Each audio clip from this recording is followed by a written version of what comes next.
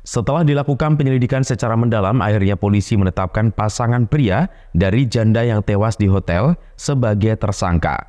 Hal tersebut berdasar ditemukannya bekas cekikan serta pendarahan di kepala.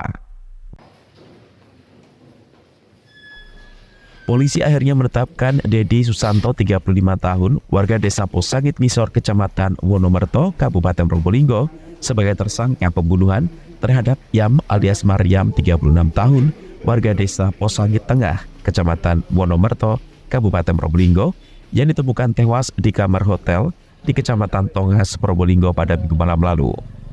Polisi menetapkan tersangka berdasar hasil forensik Dokpol Polda Jawa Timur dengan ditemukannya bekas cekikan di leher korban dan ditemukannya pendarahan di kepala. Hanya saja tersangka sampai sejauh ini tidak mengakui pembunuhan korban. Dari alibi tersangka, dia datang berboncengan naik motor bersama korban pada Minggu pagi. Selama di kamar hotel, tersangka dan korban berhubungan badan layak suami istri sebanyak 3 kali. Sebelum check out itulah korban tersedak permen hingga akhirnya kejang. Mengetahui pasangannya tidak bernafas, tersangka meninggalkan korban. Karena saya panik waktu itu. Hah? Masih ditinggal. Karena panik. Apa? Masih ditinggal karena panik. Karena panik. Saudara tahu saat korban kejang-kejang itu? Tahu. Tahu. Apa yang saudara lakukan? Yang saya lakukan pertolongan seadanya itu. Pertolongan seadanya gimana? Ya, cara nekan dada sama perut. Tahu nggak itu meninggal karena apa itu? Setahu saya cuma gara-gara makan permen. Setahu saya. Makan permen kopiko. Kopiko. Terus korban waktu itu kejang atau mengeluh dulu ada yang sakit atau Enggak, bagaimana? langsung kejang.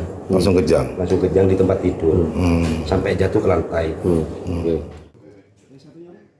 Sementara itu, meski tersangka tidak mengakui perbuatannya, polisi tetap menetapkan sebagai tersangka.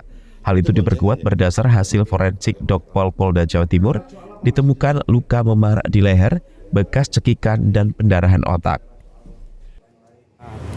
Motifnya masih yang tersangka belum mengakui atau belum menjelaskan kejadian tersebut. Namun berdasarkan dari keterangan para saksi, kemudian kita melakukan olah TKP dan keterangan ahli, kita duga dan cukup kuat untuk menetapkan tersangka. Sudah berapa orang yang dipanggil sebagai saksi? Banyak terkait dengan masalah di resepsionis, kemudian petugas hotelnya, kemudian kita melakukan penyitaan terhadap buku registernya ketika dia masuk, kemudian kita periksa juga saksi-saksi terkait dengan setelah kejadian itu dia melapor ke kepala desa.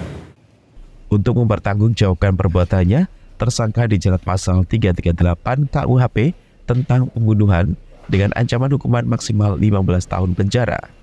Farid Falevi, CTV.